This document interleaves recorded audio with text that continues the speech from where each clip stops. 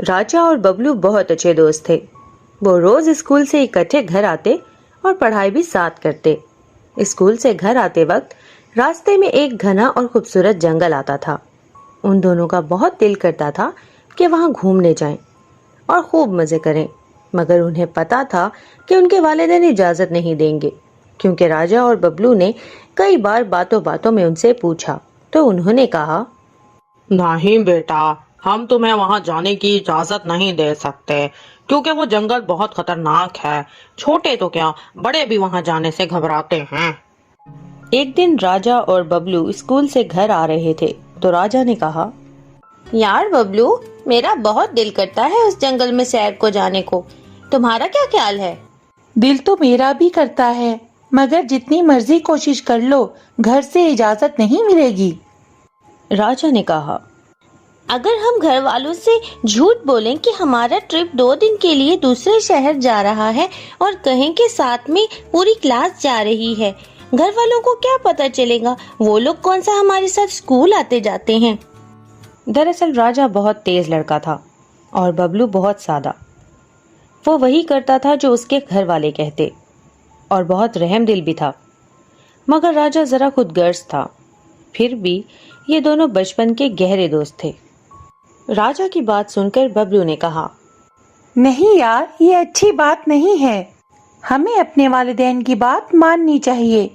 ببلو، میں نے بس کہہ دیا نا کہ ہم کل اس گھنے جنگل میں کیمپنگ کرنے اور گھومنے جائیں گے. اور اس طرح راجا ببلو کو مجبور کر کے منا لیتا ہے اور وہ پکنک والی کہانی سنا کر گھر والوں کو بھی منا لیتے ہیں. اگلے دن وہ دونوں صبح فجر کے بعد گھر سے نکل پڑتے ہیں. جنگل کے آدھے راستے میں پہنچتے ہیں تو انہیں ایک بھالو کی آواز آتی ہے. بھالو کی آواز سن کر ببلو ڈر سے کہتا ہے، یہ آواز تو بہت ڈرونی ہے، یہ کس کی ہو سکتی ہے؟ ببلو کی بات سن کر راجا بے فکری میں جواب دیتا ہے، کچھ نہیں یار، بس کسی جنگلی جانور کی آواز ہوگی، تم فکر نہ کرو.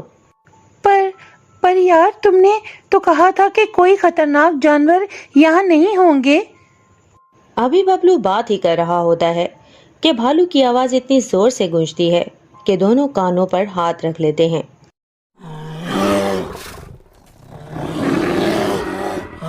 راجا کہتا ہے، بھاگو ببلو، لگتا ہے بھالو نے ہمیں دیکھ لیا ہے، جان بچاؤ، درخت پر چڑھو جلدی.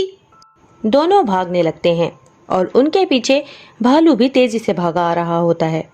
اچانک ببلو کا پاؤں پتھر سے ٹکراتا ہے اور وہ گر جاتا ہے اور راجا بھاگ کر درخت پر چڑھ جاتا ہے اور اپنے آپ کو بچانے کی ہر ممکن کوشش کرتا ہے.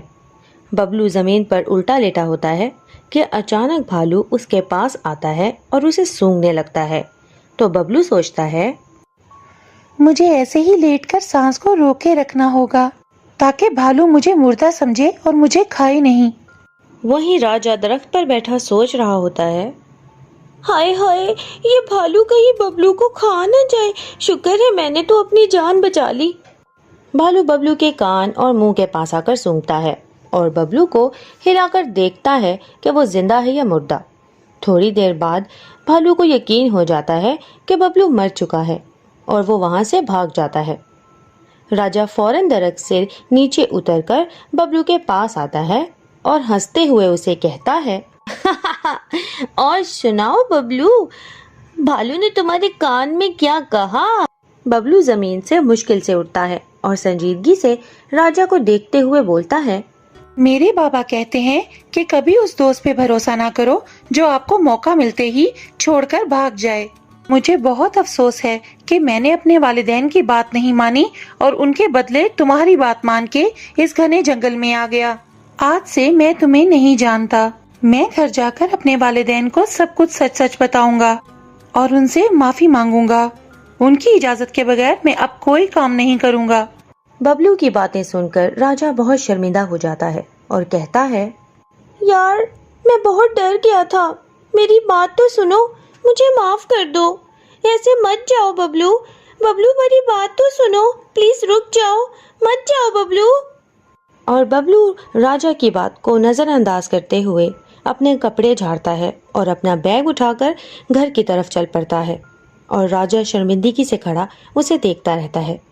تو دیکھا آپ نے، دوستی کا مطلب ہے کہ آپ سچے دل سے اسے نبھائیں اور ہر مشکل وقت میں ایک دوسرے کی ڈھال بن کر کھڑے ہو جائیں اور ماں باپ کی ہر بات مانیں، نہیں تو بہت نقصان اٹھانا پڑ سکتا ہے۔